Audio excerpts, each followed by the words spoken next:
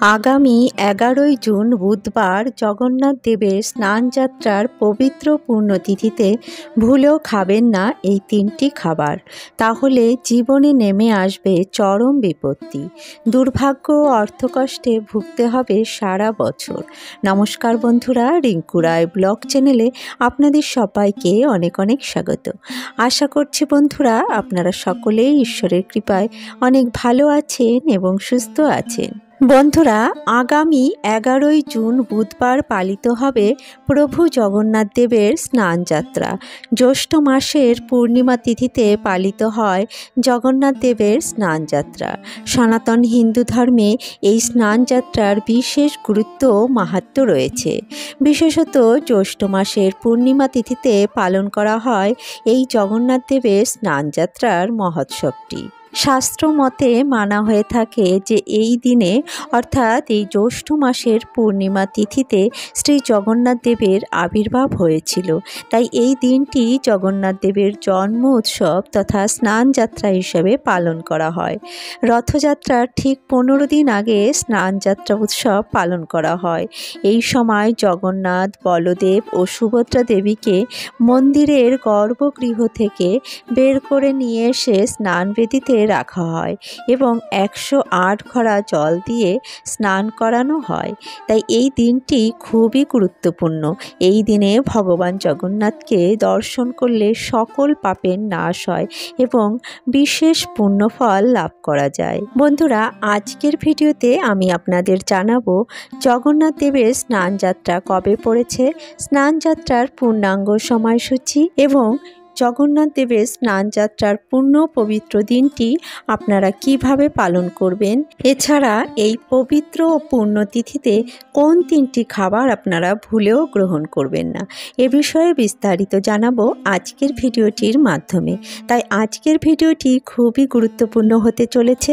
আমার সকল শ্রোতা বন্ধুদের কাছে বিশেষ অনুরোধ, ভিডিওটি প্রথম থেকে শেষ পর্যন্ত সম্পূর্ণরূপে মনোযোগ সহকারে শ্রবণ করবেন এবং ভালো লাগলে লাইক, শেয়ার, কমেন্ট করবেন। চ্যানেলে নতুন হয়ে থাকলে চ্যানেলটি সাবস্ক্রাইব করে আমার পাশে থাকবেন। তো চলুন বন্ধুরা, ভিডিওর মূল পর্বে যাওয়া যাক। প্রথমেই জেনে নেব এবছর অর্থাৎ 2025 সালে জগন্নাথ দেবের স্নানযাত্রা কবে পড়েছে। এবছর 2025 সালে জগন্নাথ দেবের স্নানযাত্রা পড়েছে ইংরাজির 11 জুন 2025 এবং বাংলার 27শে জ্যৈষ্ঠ 1432 বুধবার দিন। স্নান পূর্ণিমায় পূর্ণিমা তিথি শুরু হবে আগের দিন অর্থাৎ ইংরাজির 10 জুন 2025 এবং বাংলার 26শে জ্যৈষ্ঠ 1432 মঙ্গলবার দিন সকাল 11টা 5 থেকে। পূর্ণিমা তিথি সমাপ্ত হবে ইংরাজির 11 জুন 2025 এবং বাংলার 27শে জ্যৈষ্ঠ 1432 বুধবার দিন দুপুর 12:38। পূর্ণিমার নিশি পালন করতে হবে 10 জুন 2025 এবং বাংলার 26শে জ্যৈষ্ঠ 1432 মঙ্গলবার দিন এবং পূর্ণিমার ব্রত ও উপবাস পালন করতে হবে 11 জুন 2025 এবং বাংলার 27শে জ্যৈষ্ঠ 1432 বুধবার দিন। এদিনে গঙ্গা স্নানের শুভ সময় থাকছে বুধবার দিন সূর্যোদয়ের পর থেকে দুপুর 12:38 পর্যন্ত। এই সময়ের মধ্যে আপনারা গঙ্গা স্নান করে নেবেন। এই দিনে গঙ্গা স্নান করা অত্যন্ত শুভ ফল প্রদান করে এবং মানুষ সমস্ত পাপ থেকে মুক্ত হতে পারে। তাই স্নান পূর্ণিমার পূর্ণ তিথিতে অবশ্যই আপনারা গঙ্গা স্নানটি করে নেবেন। এছাড়া এই দিনে সত্যনারায়ণ পুজো করাও অত্যন্ত শুভ এবং ফলপ্রদায়ী। বাড়িতে সুখ, শান্তি ও সমৃদ্ধি বৃদ্ধির জন্য প্রতিটি গৃহস্থ বাড়িতে সত্যনারায়ণের পুজো করা হয়। তাই সত্যনারায়ণ পুজোর জন্য স্নান পূর্ণিমার দিনটি অত্যন্ত শুভ। স্নান পূর্ণিমার পবিত্র পুণ্যতিথিতে সত্যনারায়ণ পুজোর শুভ সময় রয়েছে বুধবার সকাল 10টা 1 থেকে দুপুর 12:38 মধ্যে। বন্ধুরা, চলুন এবার জেনে নেওয়া যাক স্নান পূর্ণিমার পূর্ণ পবিত্র দিনটি আপনারা কিভাবে পালন করবেন। শাস্ত্র অনুসারে মানা হয়ে থাকে যে জগন্নাথ দেবের স্নানযাত্রা অত্যন্ত পবিত্র পুণ্য পুণ্যতিথি। এই দিনে জগন্নাথ দেবের স্নান যাত্রা অনুষ্ঠিত হয়। জগন্নাথ দেবের এই স্নান যাত্রায় কেউ যদি অংশগ্রহণ করেন এবং ভগবান জগন্নাথ প্রভুকে দর্শন করেন, তাকে আর পুনর্জন্ম গ্রহণ করতে হয় না, তার সকল পাপের মুক্তি হয়। বাড়িতে যদি প্রভু জগন্নাথ, বলদেব ও সুভদ্রা দেবীর মূর্তি বা চিত্রপট থাকে, তাহলে এই দিনে পঞ্চামৃত ও পঞ্চফলের রস দিয়ে স্নানাভিষেক করিয়ে নেবেন। তারপর পরিষ্কার জল দিয়ে স্নান করিয়ে পরিষ্কার ও শুদ্ধ কাপড় দিয়ে মুছে নেবেন। তারপর সুগন্ধি ফুল ও ফুলের মালা দিয়ে সাজিয়ে নেবেন। ধূপ দীপ জেলে আরতি করে নেবেন। ফল, মিষ্টি, মিষ্টান্নভোগ নিবেদন করবেন। চন্দন সহযোগে তুলসীপত্র নিবেদন করবেন। ভোগে অবশ্যই তুলসীপত্র নিবেদন করবেন। বন্ধুরা, চলুন এবার জেনে নেওয়া যাক এই পবিত্র পুণ্যতিথিতে কোন কোন খাবার আমাদের ভুলেও গ্রহণ করা উচিত নয়।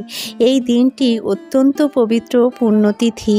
এই দিন যেহেতু ভগবান জগন্নাথ দেবের আবির্ভাব তিথি এবং ভগবান জগন্নাথ দেবের পুজো অর্চনা ও সেবা যত্ন করার একটি মোক্ষম দিন, তাই এই দিনে কোনো অনিয়ম বা অশ্রদ্ধাজনিত কাজ করা আমাদের একেবারেই উচিত নয়।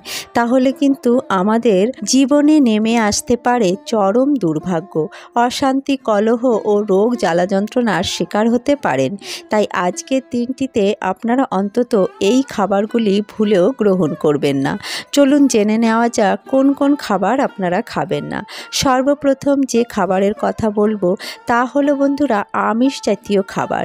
এই দিনে ভুলেও আপনারা কোনো প্রকার আমিষ জাতীয় খাবার গ্রহণ করবেন না, যেমন মাছ, মাংস, ডিম, পেঁয়াজ, রসুন ইত্যাদি আমিষ জাতীয় খাবার ভুলেও গ্রহণ করবেন না। দ্বিতীয়ত, এই দিনে ভুলেও মাশরুম বা ছত্রাক জাতীয় খাবার গ্রহণ করবেন না, তাহলে কিন্তু চরম দুর্ভাগ্যের শিকার হতে পারেন। এই দিন অর্থাৎ জ্যৈষ্ঠ পূর্ণিমার পবিত্র পুণ্যতিথিতে ভুলেও আপনারা মাশরুম বা ছত্রাক জাতীয় খাবার গ্রহণ করবেন না। মাশরুমকে আমিষ জাতীয় খাবারের সঙ্গে তুলনা করা হয়েছে, তাই এই দিনে আপনারা মাশরুম ভুলেও গ্রহণ করবেন না। তৃতীয়ত, এই দিনে আপনারা কোনো প্রকার মাদক বা তামাক জাতীয় খাবার গ্রহণ করবেন না।